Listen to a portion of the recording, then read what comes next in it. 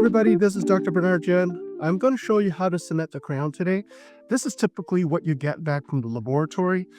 Now, if you wanted the most passive fit of your prosthesis in the mouth, the best way is to actually do the luting, the cementation intraorally, instead of on the model. You and I know that with every fabrication, from pouring the model to the fabrication of the abutment, the fabrication of the crown, there are elements of error that get introduced into the system. So the best solution is to actually cement this crown and the abutment inside the mouth. That way you're using the human being, the mouth, as the articulator, as opposed to something outside the mouth.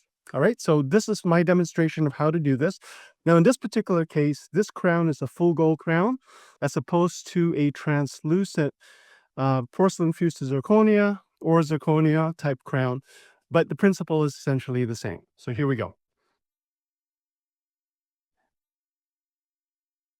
So we have our patient, which just happens to be my sister, all right? And she'll be getting a crown on her lower left second molar, all right? You can see that she is a Bruxar, and an FGG has already been performed, so you can see that the soft tissue is nice and tight. Okay, let's remove the healing abutment. So a healing abutment is out, or will be out.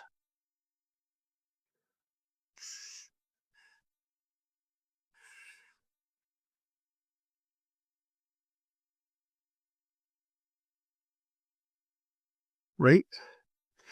And then now I'm going to flush the area with saline or water.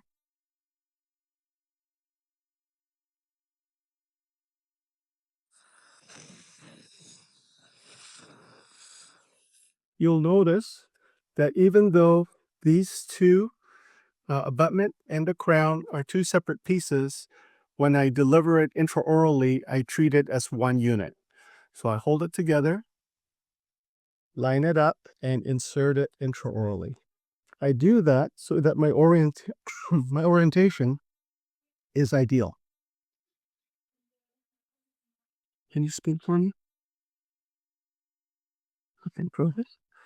Yeah, 4. Yeah. I'm clinic is 15.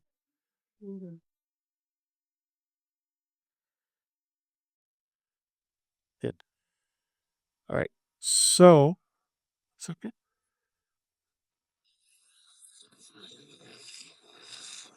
The reason for inserting the abutment and the crown as one unit is because then the orientation is just right. You'll notice that there is a buckled roof on the abutment, which I use as a anti-rotational guide.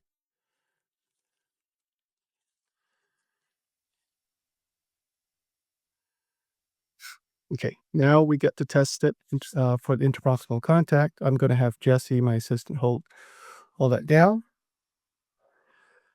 Checking for the contact.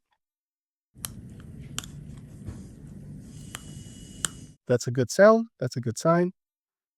And I'm going to have my sister go ahead and bite down. Please go ahead and bite down. Does it feel okay? More or less? Yeah? Okay, good. All right, so I know that that is fitting well. At this point, I'm going to put a small cotton pellet into the access hole. Okay. So this is a cotton pellet. I'm going to ask for 2 cotton rolls. Thank you. So the cotton pellet is going into the access hole. All right. And then I'm just going to put 2 cotton rolls just to isolate the area. Great. In the meantime, I'm going to ask Jessie to air dry the inside of the crown, which she should have.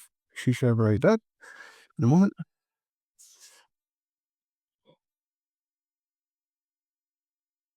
And then I'll air dry the abutment.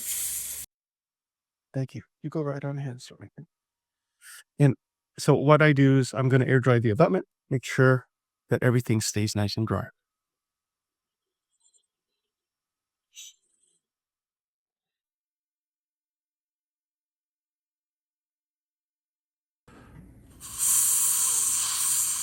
Okay, and the whole part behind the cotton rolls is it's just good isolation procedure. Yep, please go ahead and load it. You don't need a lot of cement. In this case, we're using a glass ionomer cement, something like the Reliax. You can use whatever glass ionomer cement you want. Okay, I line it up. I see the orientation.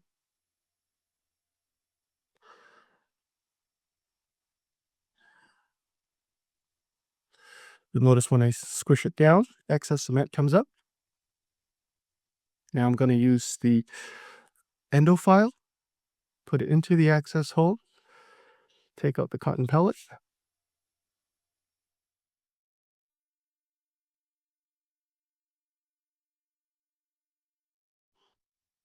There you go. Cotton pellets out. Now, because this is a gold crown, you can't shine light on it. Typically, I would. At this point, I'm going to get my sister to just go ahead and bite down and stay biting. Okay?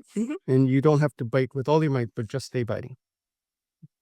And now we just have to wait for that to sit.